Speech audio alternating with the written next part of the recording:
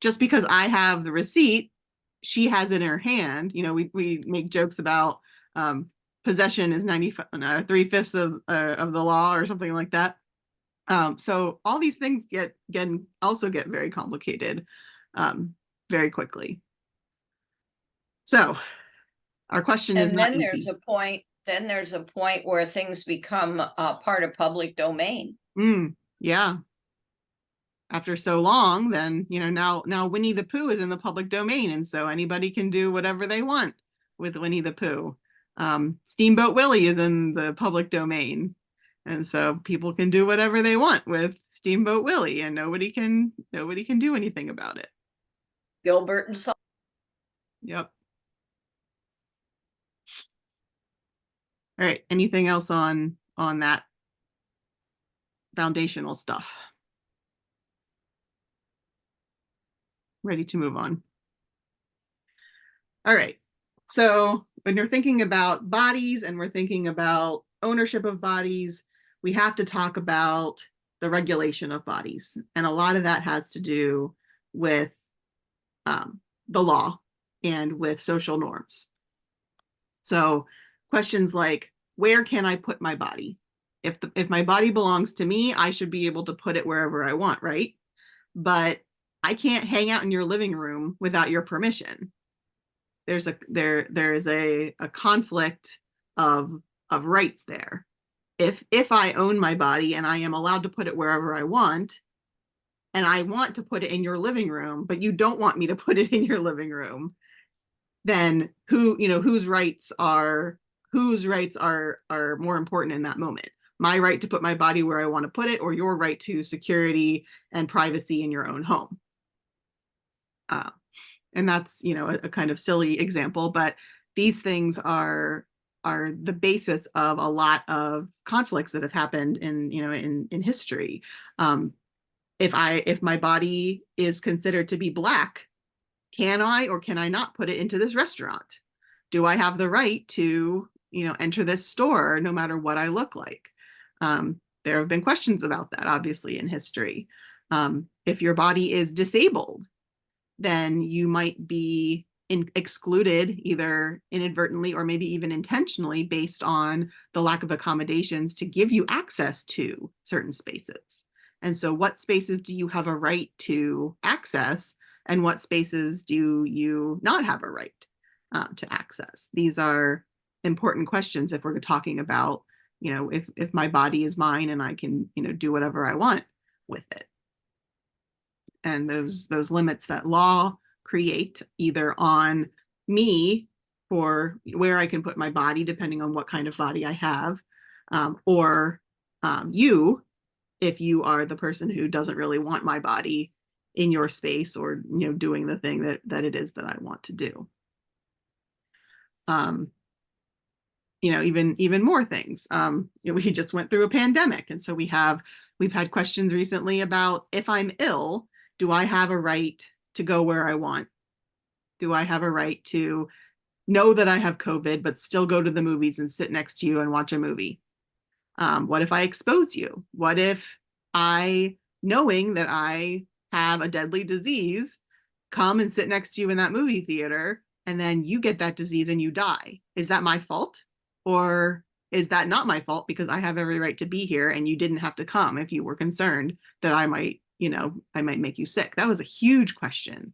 And I think we really never actually addressed it. We never really decided as a society what the answer to that question is. We just kind of ignored it and pushed it down, kicked the can until it was no longer quite as pressing a question anymore. You know, more silly examples. What's more important, your right to walk naked down the street or my right to avoid seeing you walking naked down the street? These kinds of things are more important questions and have bigger implications than just the silliness of the question. Because then we, when we go away from the extreme and into something a little more reasonable, then they become familiar questions to us. How much of my body do I have to cover for your comfort? If there's a business that you go to and it says no shirt, no shoes, no service, do they have the right to do that? or do I have the right to wear what I want to wear and do what with my body what I want to do and still have access to that space? And then, you know, where are those lines? If I am the kind of person who likes to, you know, go home after work and take off all my clothes and walk around naked, do I have the right to do that, even if you live next door to me and you happen to be walking past your window and you look into my window and see me walking around naked and you're all uncomfortable with that? You know, who's in the wrong there? Who has the right to complain in that situation? And then manipulation of bodies. You know, am I allowed to manipulate my body in ways that other people consider to be unnatural, and what counts as unnatural? I remember when the performer Marilyn Manson, you know, was doing all kinds of what I consider to be strange things to his body, and getting all kinds of surgeries, and people were, you know, talking about that and judging it and criticizing it and saying he shouldn't do that. Well, why not? If it's his body, can't he just do whatever he wants with it? But then then he has an influence on other people and impressionable youth, and are they going to do the same thing if he does it? Those types of things. Other types of, you know, body manipulations are even more socially fraught. Like circumcision is a huge hot button issue right now.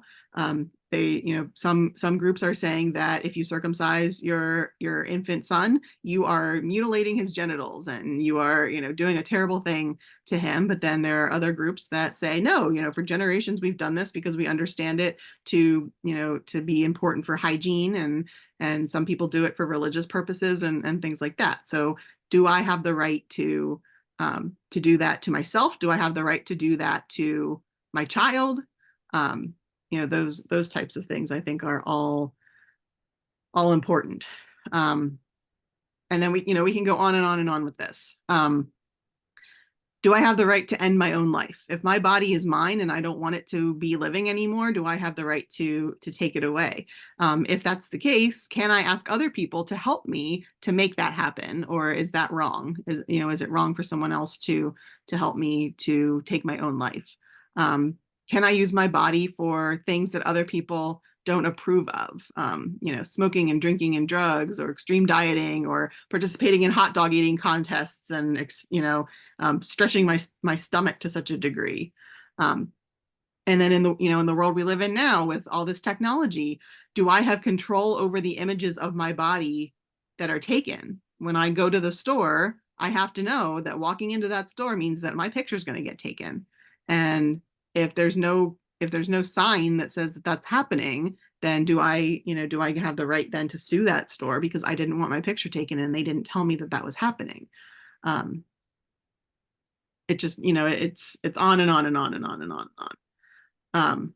And so because of all of this, it's important for us to think about who are the various stakeholders in terms of how we regulate our bodies, who is influencing the policies that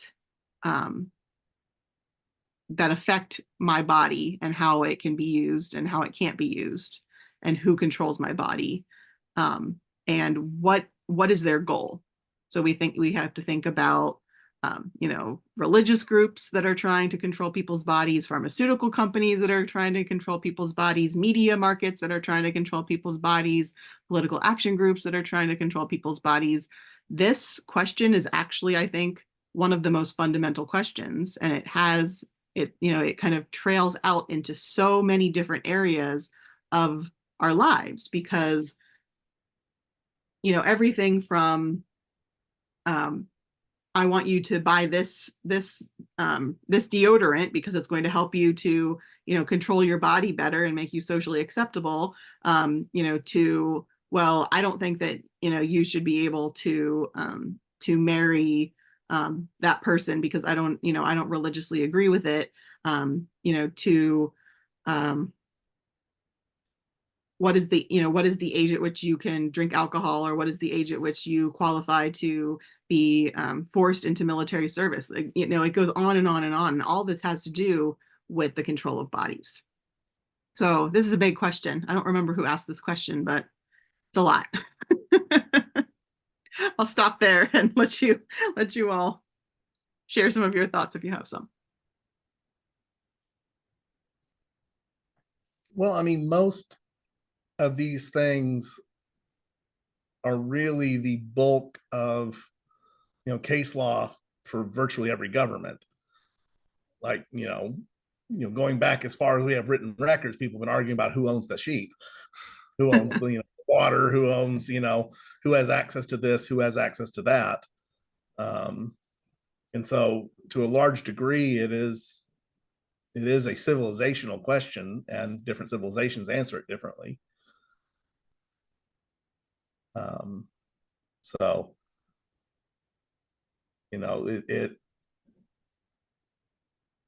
yeah, I mean, this is just go through, especially, we're going in the previous topic. I mean, that's ownership is a huge stake. I mean, an idea, if I teach you how to do something, I don't have the right to stop you from utilizing it, even if you decide to use it in a way I don't like, because, you learned the skill. And if I write a book teaching you that skill, again, just because I wrote the book, you can't steal my book, but you can absolutely steal the ideas inside of it and utilize them.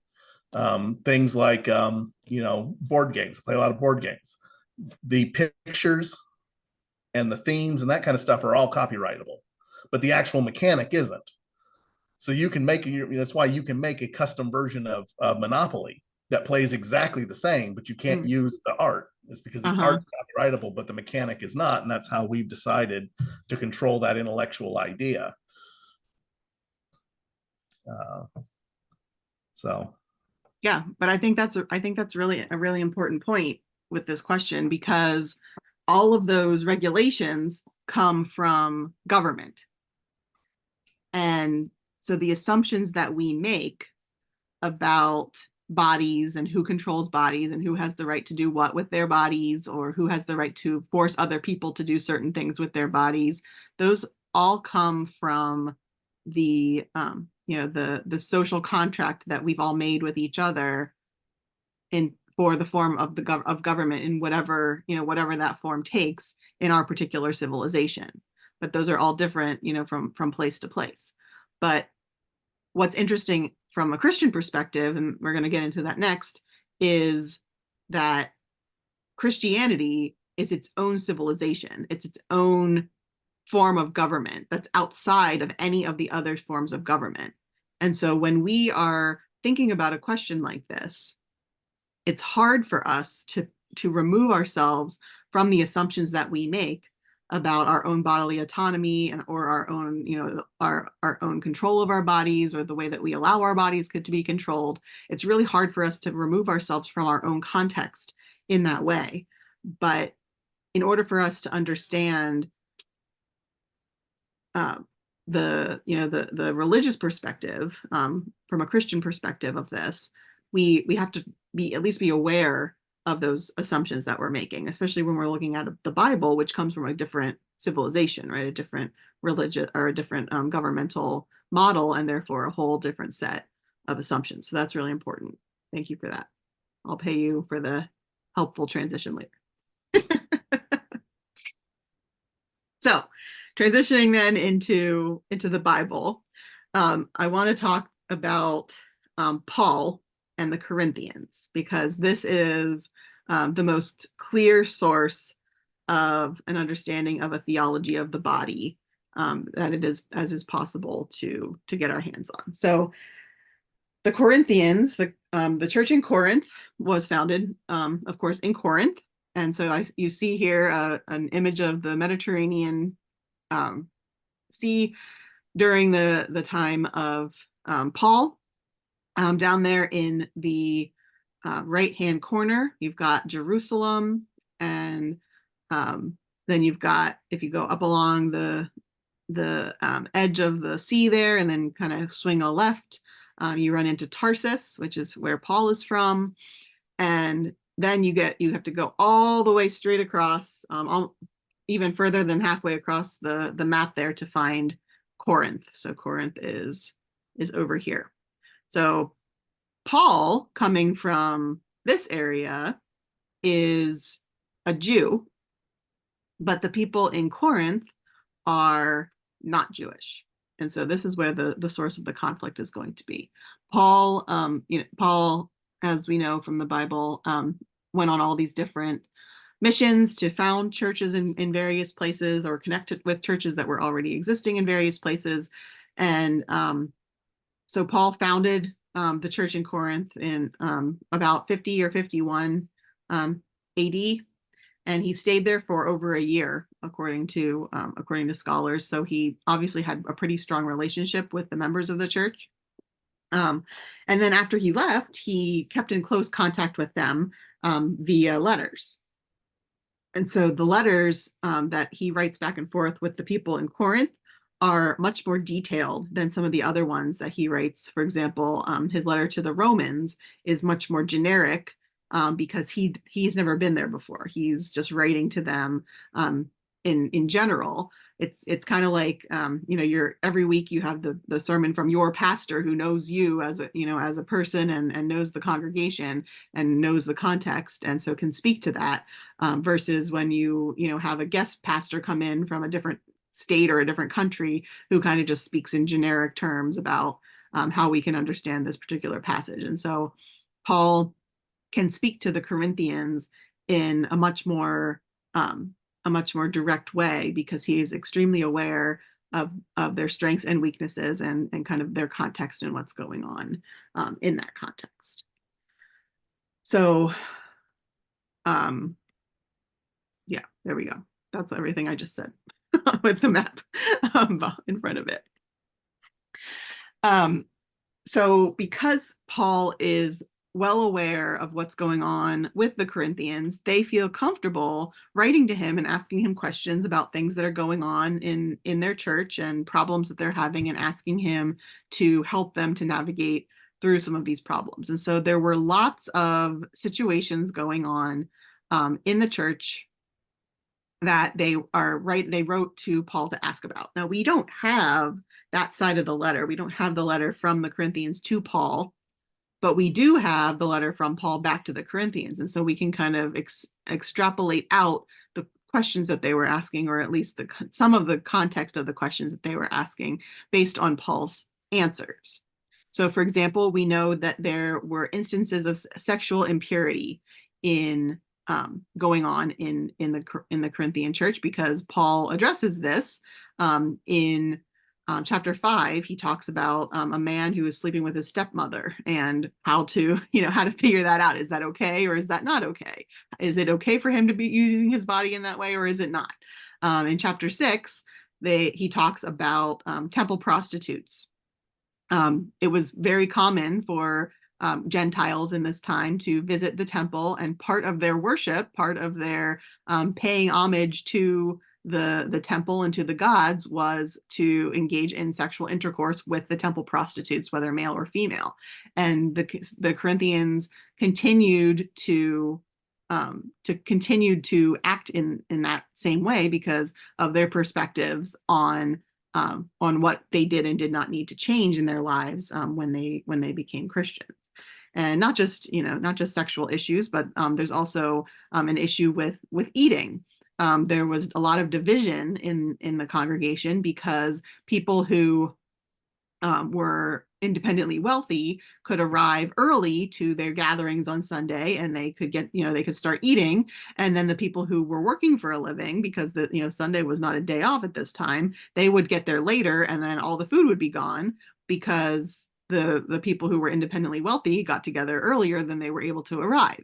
And so this issue of not eating together and not being a cohesive group because of their choices of when they eat and how they eat and things like that, again, have to do with their bodies. And so ultimately, this letter from Paul is about the body. What is my body for? Who controls what I do with my body? How is my body connected to my identity? And then the same question that we're asking tonight, does my body belong to me? These are the questions that Paul is addressing because of these particular issues and situations that he encounters through the letter that was sent to him. Any questions up to that point? Good. So the problem that Paul is responding to here, it has to do with a disagreement about how those questions about the body are answered, the assumptions that are made, the two civilizations in which these people exist are in conflict when it comes to answering questions about the body. So from the perspective of a Gentile living in Corinth, they would have accepted the Greek understanding of the body. And for Greeks, they would look back to philosophers like Plato to understand what the situation is with their bodies. And Plato believed that the body is, he called it an oyster shell, that it is clamped down on your soul. And so you have your soma, your body, and that is separate from the ego. And the ego is who I really am. Ego is the literal word, the literal translation is I. Ego, me.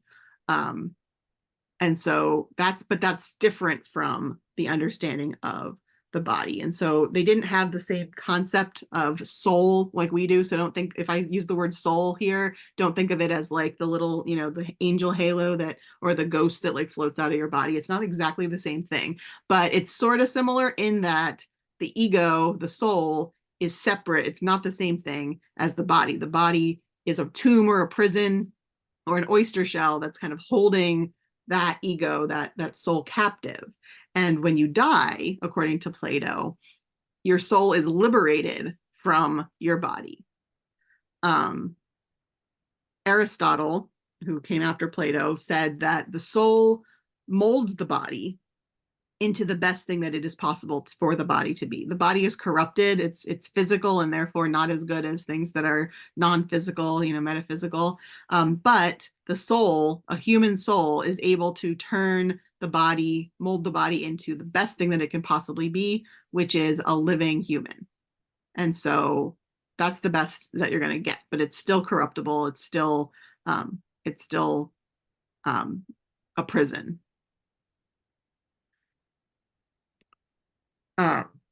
As time developed, the understanding of the body did adjust a little bit. It was understood that the body is not necessarily evil, but that it's still not part of who I truly am. That ego, that soul, still makes up who I am. But the Stoics, the philosophical strained Stoicism, developed the understanding that just as Zeus, who is the head god, governs the greater world, the universe, so the soul governs the smaller world, the body. And so just like Zeus uses the universe as a tool to accomplish his will, so our souls are able to use our smaller world, our body, as a tool to accomplish our goals. But the Stoics believed that the pleasures of the soul outweighed the pleasures of the body. And so you want to make sure that you are paying attention to the needs of the soul rather than to the needs of the body. Hence, our today we use the term stoic to mean somebody who's very rigid and doesn't emote very much. They're very distanced from their feelings and from their bodily needs and things like that. So that's kind of how the Stoics understood it. So by the time we get to the first century and the people who would have been living in Corinth and Paul would have encountered, they would have been greatly influenced by all of this. And so, the body is a prison, or maybe even to this point, an evil entity, something that is not a neutral tool like the Stoics thought, but is actually evil. It's corrupted. It's it's falling apart. It's not eternal in the way that the metaphysical soul is. And so the goal of life is to remember the knowledge that the soul has forgotten because the body is corrupting it. Rather than allowing the body to corrupt the soul has to work hard to escape from that prison. And finally, in death, you do escape from it. And so you leave your body behind, and you, what makes you, you, truly you, is your soul, not your body, and you are able to escape from it.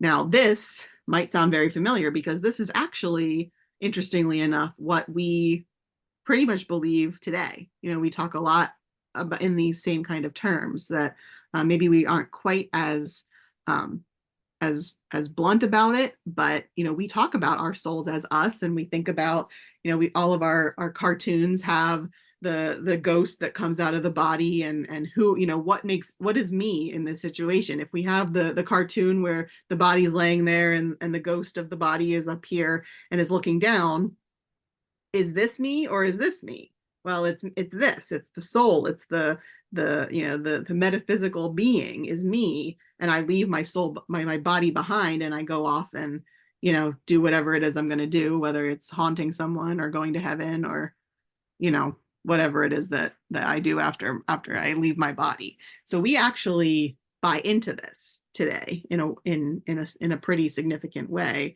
in terms of, you know, modern culture in the United States, which is interesting because we're going to see in a second that Paul says that's all wrong.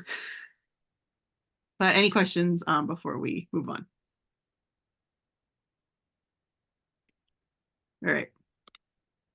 So when we take this Greek concept and understanding of the body and the soul, and we apply it then to Christianity, we start to have some problems, at least from Paul's perspective.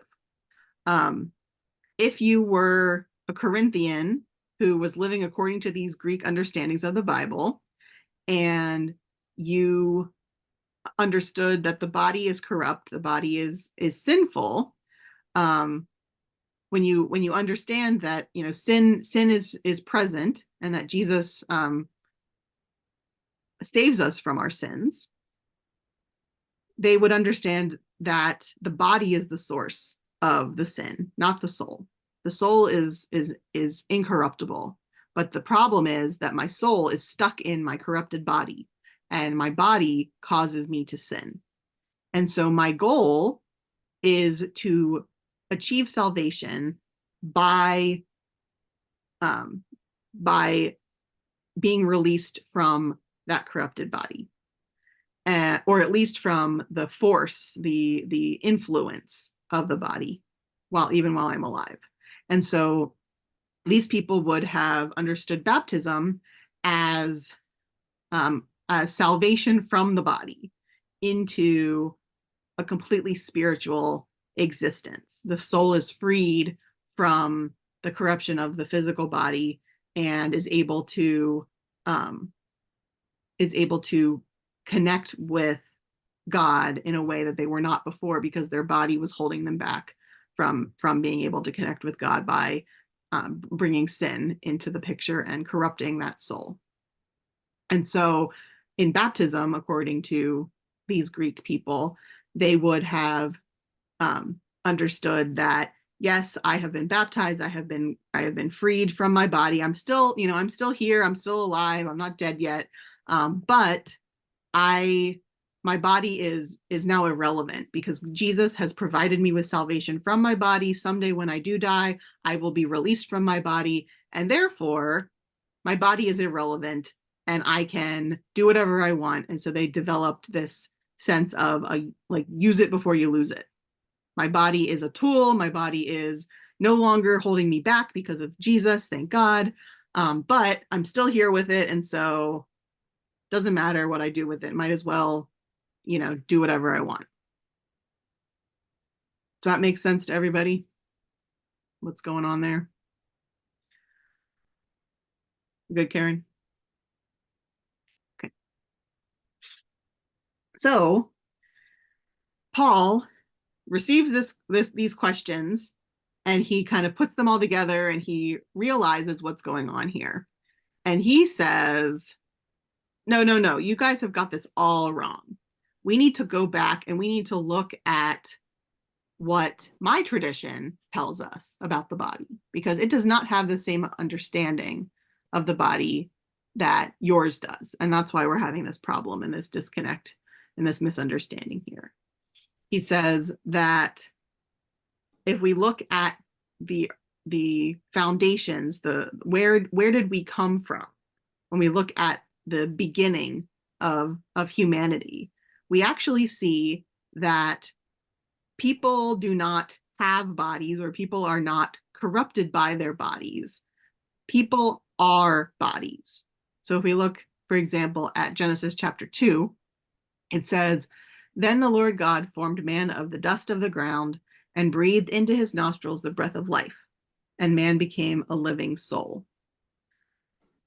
So what is the man? The man is formed from the dust of the ground. The man is a body. And then what animates that body? The breath of God.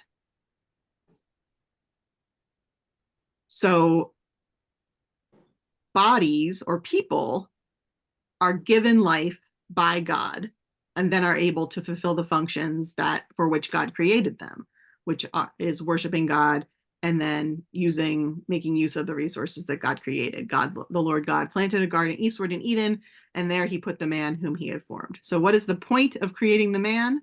To allow him to function within the life that he has been given as a gift. So the man is the body, and his animation, his soul, his breath is God's. According to a Jewish writer, Ari Schweitzer, he says, "Man does not possess a soul and a body.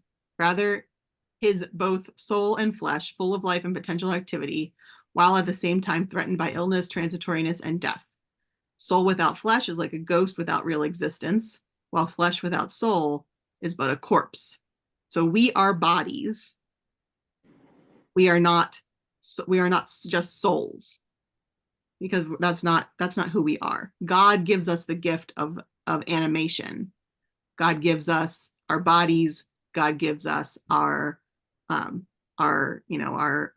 feelings, our morals, all of these things that create, who we conceive ourselves to be. But we have to remember that the part that makes us able to use those tools to be something other than just something laying there on the ground is the breath of God.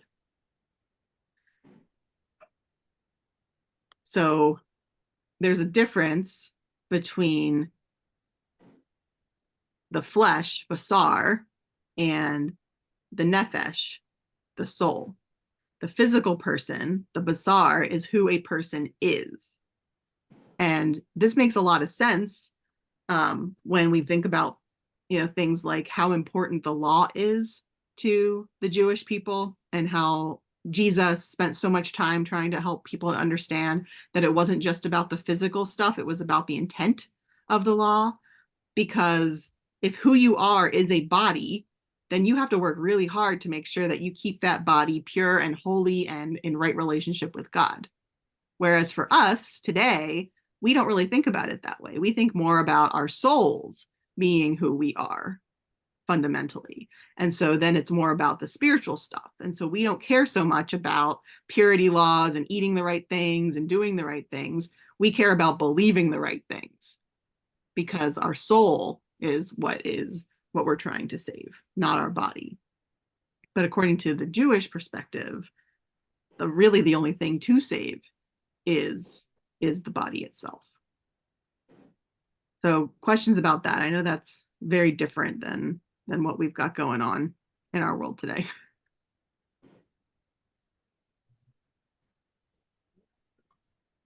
I mean, how much of it is tied to the fact that quite literally there is a promise of the resurrection of the body. So, I break this one, I get a new one, and in however many years, so to speak. And how much of that attitude is derived out of that. I think there's something to be said for that. We are going to talk in a little bit about the resurrection of the body and the issue that's going on there. But certainly, today with the assumption that that our bodies will be not just resurrected, but made new, right? That if what I am is a soul, if what I am is this spiritual thing that is disconnected from the physical world, then my body is either holding me back, or it is irrelevant, or it is, a tool that I can use for good or for ill. But it can't be anything more than that, right? Because if I'm just a soul and my body is, the thing that holds my soul and allows it to move around and do its stuff or whatever, then those are the only options.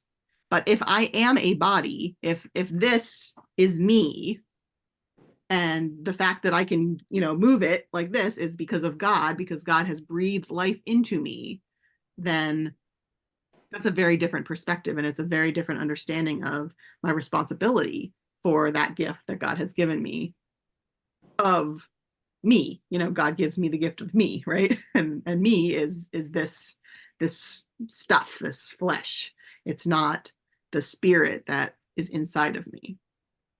Very, very different understanding, and has a lot of different, very different implications. I mean, do we really? I mean, I understand that logically we think that, like, if you ask somebody, oh, this is what I think of we're souls, spirits or whatever, trapped inside of a body. But when you look at, say, an average worship service, a significant chunk of that is incorporating the body into the very act of worship. It's not sitting having an intellectual debate. It is engaging in singing and trying to invoke emotion and trying to, communion is quite literally a very physical act. And so, we don't really practice that, despite. It depends on which church you go to. You have clearly never been to a Calvinist service, or at least haven't gone to Calvinist services. Well, no, I've been to some churches that, yeah, there's some weirdness in it, but where you just kind of sit there and wait to be dismissed. And yep, because it's an intellectual exercise. It has nothing to do with your body, right? And there are churches like that. Lutherans are not nearly as bad as the Calvinists are. Luther believed in having feelings and using music to connect ourselves emotionally and to God, and using our bodies to learn and to experience God, and to remind our bodies of who we are in relationship to God. Luther believed in that stuff, but the Reformed tradition throws all of that out. They're afraid of all of those things. They don't want the body to be involved at all. And that, I think, is one of the main reasons why communion is not celebrated every week in Reformed churches, because communion isn't the important part. The sermon is the important part. The intellectual part is the important part, right? So, there are certainly avenues for your body to be involved, whether it's from a high liturgical side, where with the Catholics or the Lutherans, and having communion every week, and participating bodily that way, or on the other side of things with the evangelicals and the holiness movements and things, where we use our bodies and throw them all over the place, and our hands go up, and all these types of ways that we worship God with our bodies from that perspective. But right in the middle with a lot of the mainline churches, it's as purely intellectual as you can possibly make it. While still, kind of following the rules of, once a month we have communion, but that's not the focus, right? Once a month, that's more than I've associated with the people that I know. I mean, some of them once a quarter or once a year, or something like that, right? All right, so what happens when these things come into conflict with each other? Well, Paul tells us. So I'm going to read this whole section, chapter 6, verses 12 to 20, but I couldn't fit all of it, so I just put the important parts on here. So whenever there's a ... you're not going to see that part, but I'll read the whole thing. Paul says, all things are lawful for me. And this is a saying that this is what was like, he's quoting their letter. When it has the single quotation, he's actually quoting their letter. All things are lawful for me, you had said, but I say not all things are beneficial. All things are lawful for me, you say, but I will not be dominated by anything. Food is meant for the stomach and the stomach for food, you say, and God will destroy both one and the other. The body is meant not for fornication, but for the Lord, and the Lord for the body. And God raised the Lord and will also raise us by his power. Do you not know that your bodies are members of Christ? Should I therefore take the members of Christ and make them members of a prostitute? Never. Do you not know that whoever is united to a prostitute becomes one body with her? For it is said, the two shall become one flesh. But anyone united to the Lord becomes one flesh with one spirit with him. Shun fornication. Every sin that a person commits is outside the body, but the fornicator sins against the body itself. Or do you not know that your body is a temple of the Holy Spirit within you, which you have from God, and that you are not your own? For you were bought with a price. Therefore, glorify God in your body. So this is going back to that issue about the temple prostitutes and talking about why it's important for them to understand that they cannot continue in this practice and still be faithful Christians. They felt that because the body is either corrupted and therefore now kind of thrown off in a spiritual way by their baptism, or maybe is a little better than that, maybe is a tool that they can use for better or worse, then it's not a problem. They can continue their visits to the temple prostitutes as they had before, because the body is irrelevant.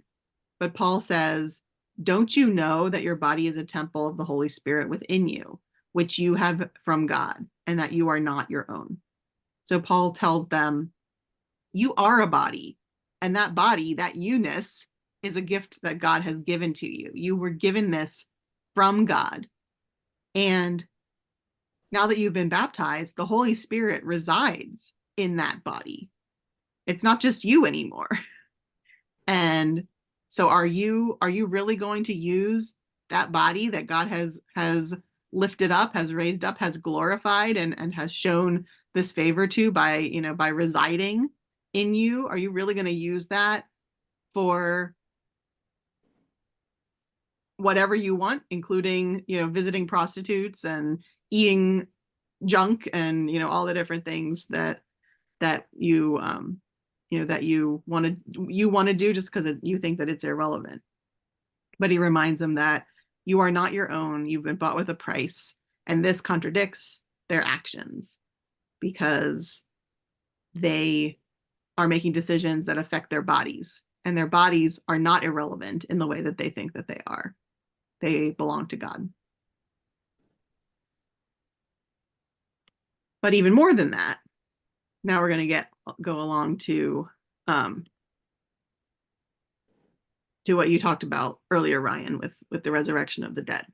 So if the body is irrelevant, or worse, if the body is evil, if we follow this back, part of the reason why Plato believed that bodies were prisons or oyster shells and not something of value is because he kind of had a hierarchy, and things that were physical, that could decay, that could change, were less than things that were not physical, were metaphysical, were beyond physical, that could not change, that were incorruptible.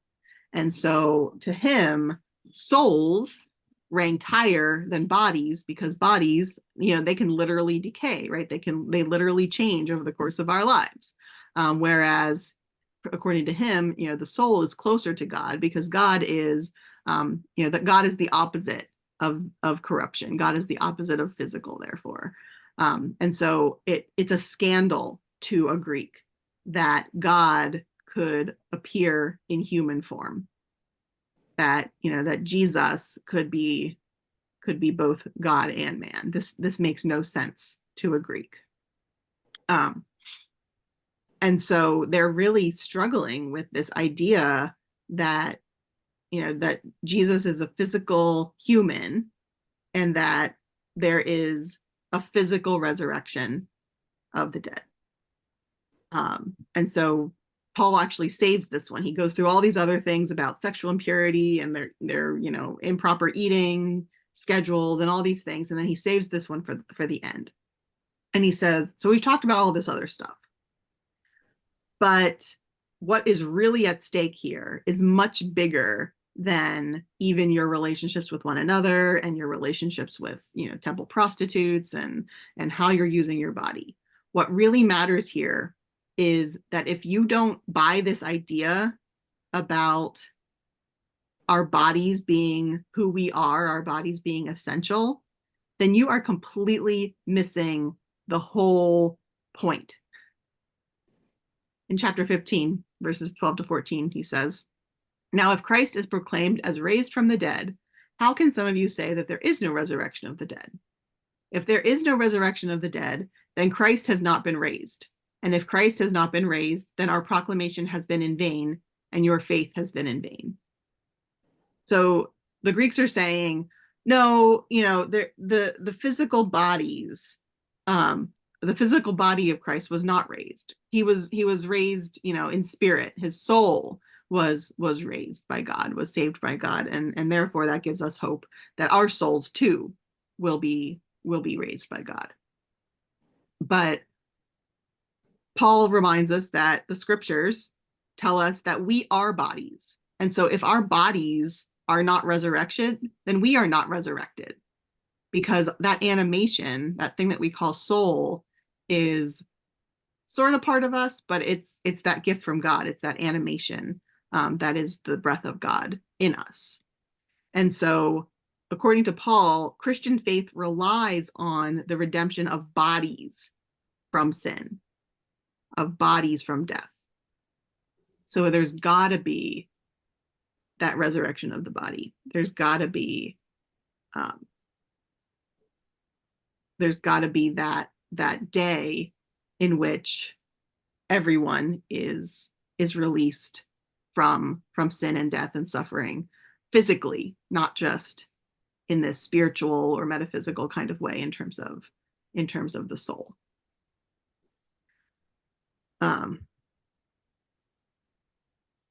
There's I don't think I can, make this, I don't think I can overemphasize how important this is for Paul. Because, he talks about it, our faith is in vain without the resurrection of the body. It's all about the bodies to Paul.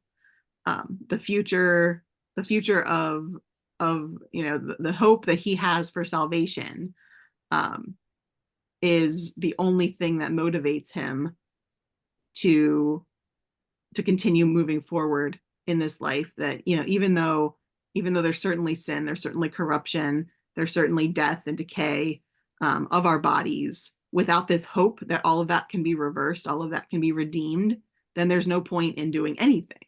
But if this is true, if Christ has been raised and therefore we will be raised, then what we do matters so much. It's the opposite of what the Greeks say. They say, well, none of this matters if this is true.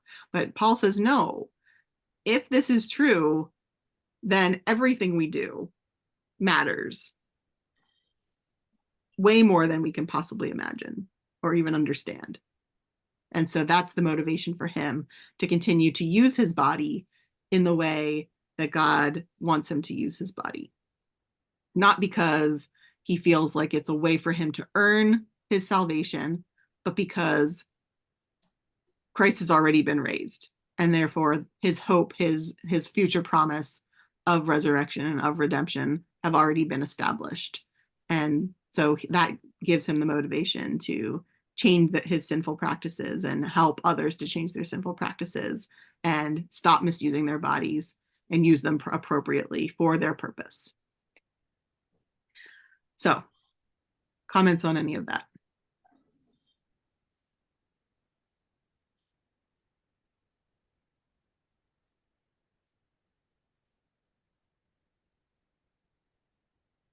You look so much like Angela right now, Cindy.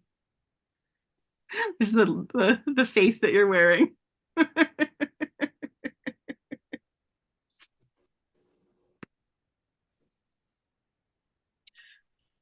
Utter bewilderment. Bemusement is what I was thinking. Well, Karen. well, you know, we've had this discussion before about cremation, and um and my brother said that um he felt like if somebody was cremated, that there wouldn't be enough of them to resurrect. And my feeling was that that's kind of putting limits on God, because I believe God can do anything. And it says ashes to ashes and dust to dust. I think that, yeah, the body's important, and what we do with it is very, very important. But I don't know, is it the understanding that if your physical body isn't laid to rest, that you can't be resurrected? I think that's an important question. Jews would say correct.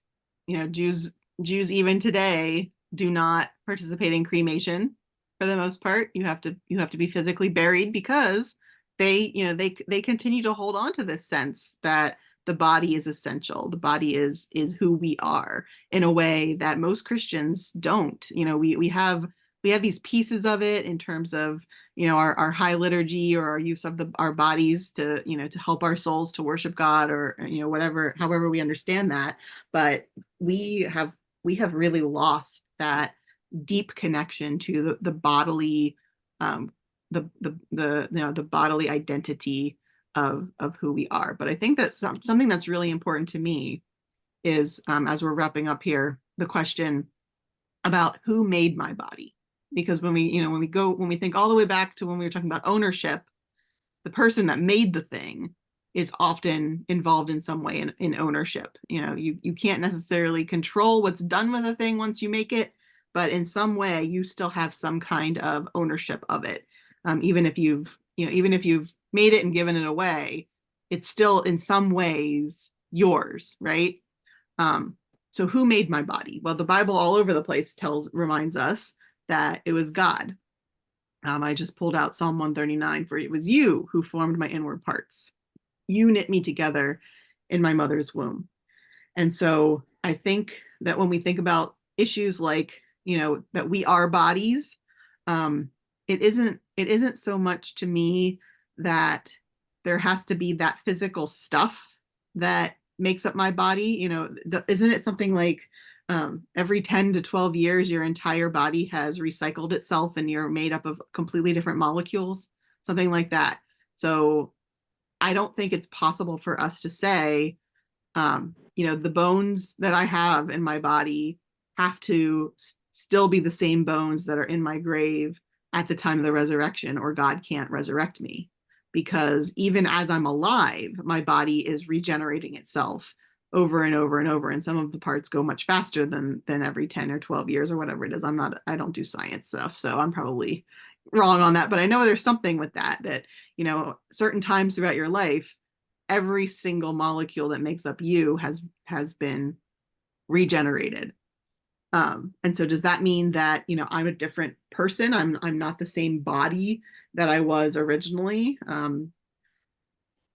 I think when it comes to God, that those types of limitations are not, you know, not relevant. I mean, when we can ask questions like, okay, so, you know, my body someday is going to die and decay, and if I am buried, then it will, you know, it will decay into the ground, and then some bug is going to come along and it's going to, you know, eat some of my body, and then it's going to go along, and then you know, a chicken is going to eat that bug, and then some other person is going to eat that chicken, And then, that piece of me is going to also become part of a piece of somebody else. And so now Oh, no. we conflicting, are we arguing over who gets that piece in the resurrection? I think that's being too literal about it, and not trusting that God, has a different kind of logic than we do on these things. I think it's essential for us to understand the physicality of our God, and how different that is from from the culture of the Greeks that is so influential for our culture, for us today. But I think we have to be careful not to then like swing the pendulum the entire other way and say, okay, well then if I don't have, if 20 million years from now there is not something left of me in some kind of calcified form like a dinosaur fossil, then I don't get to be resurrected.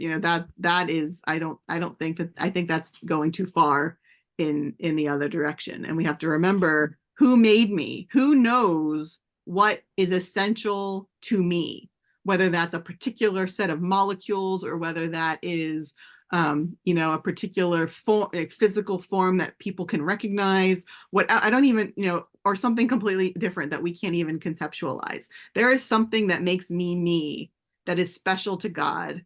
And because God made me and knows what that thing is, even if I don't, I can trust that when God remakes me, God will know what that is again and be able to remake me no matter what. No matter where my physical parts are at that time, right? Right. When I was a kid, I would just for shock value purposes and whatnot, would say, are you drinking dinosaur urine? Because every bit of water on the planet's probably gone through a dinosaur at one point or another. Yep. In and then back out. And so yeah, that goes back to that just reminded me of that bit of a shock thing that I would do as a kid. And as far as like cremation, if you bury someone, like if you just bury them, wrap them up in some cotton and stick them in the ground, most likely the ground is a little bit acidic, and it's shocking how fast the body's just gone. Yep. Flesh, there's nothing, no hair, everything is just dissolved away. So I mean, it's eating it and turning yourself into plant food faster, but you get to the same destination ultimately, because even with all of our fancy embalming, it's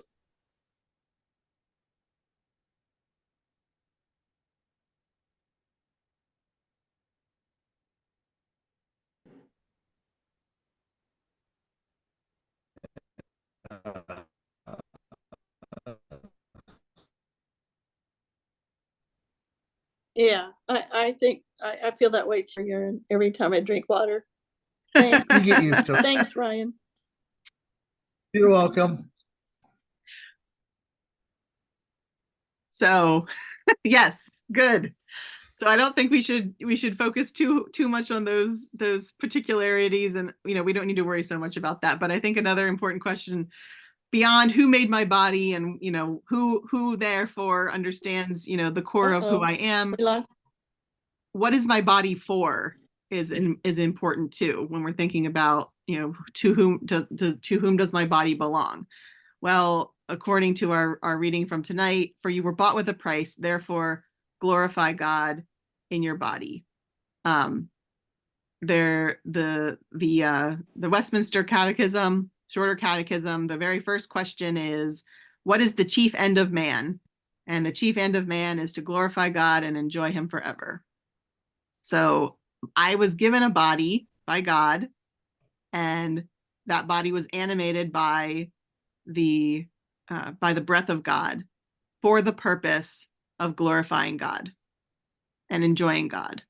And how do we do that? Well, we have to look at the scriptures and discern what that looks like in any given situation. But generally speaking, it looks like, treating God's world properly and treating God's other beloved creatures properly, and, remembering our place in God's creation and not trying to step out of it or take control of things that are not ours, and all kinds of things like that.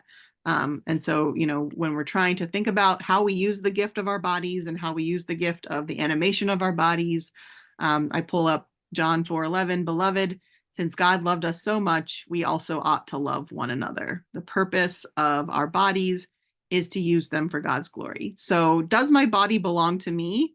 Yes. But if we remember who made our bodies and what our bodies are for, then we will use our bodies for the glory of God.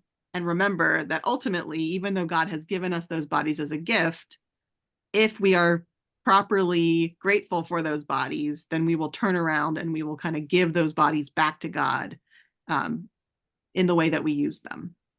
And so that would be my answer to the question. For once I answered the question. Aren't you happy? That's so rare.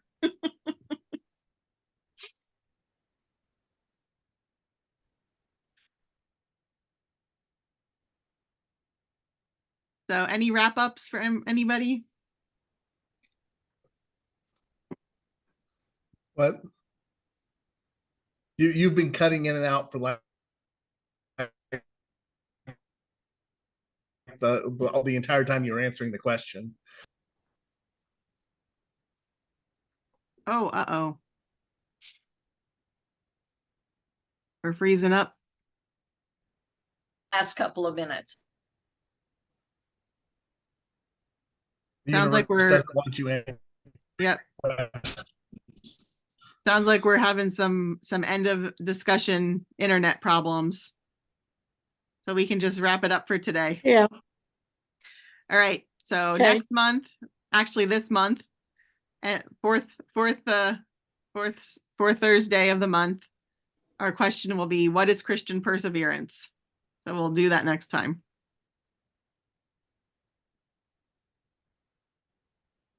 okay. All right. Well, thanks everybody. Sorry that things got a little iffy out there at the end.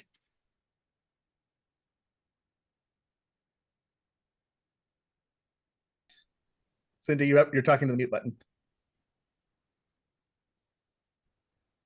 That what the answer was going to be today, because I thought it was going to be so straightforward. I'm really befuddled.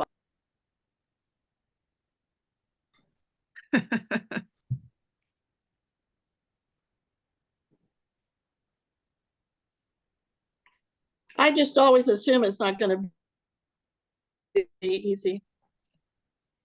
That's probably the best plan, Karen. All right. Interesting, thanks, but not everybody. easy. All right, thank you. Thank you. Thank Katie. you. Good to Great. see everybody. Yep. Bye. Take care.